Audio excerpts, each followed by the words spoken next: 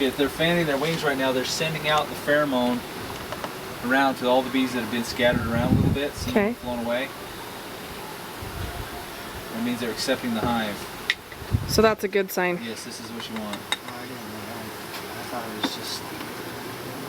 That's the terramycin again. Okay. I'm filming you this time. Okay. It looks like diatomaceous. It does. But it doesn't taste like it, and I would recommend eating it. Okay, so let's take half these. So what is that stuff? This is a pollen patty. This will help give them an extra boost until they get food stuff together. So give them a couple of weeks worth of food that the queen can start. It'll stimulate her to lay eggs because pollen is what the brood eat. And if she sees there's lots of pollen, then it'll stimulate her to lay more eggs.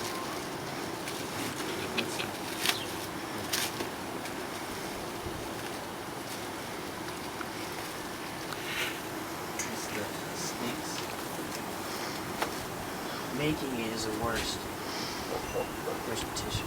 Oh, so you actually make it? Well, I make it, but these are purchased because mine didn't like the look of it, so.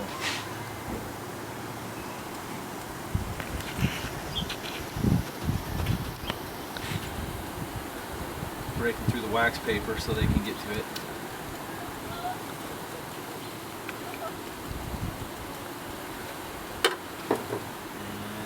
Go.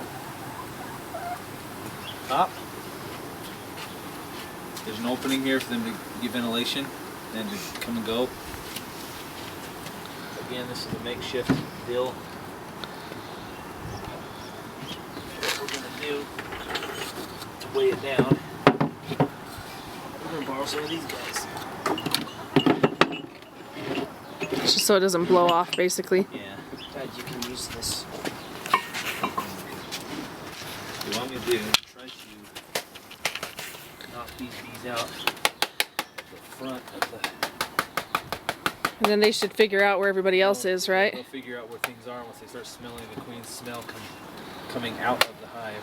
So about how many bees do you figure there were in there? About 10,000. Really? Yeah.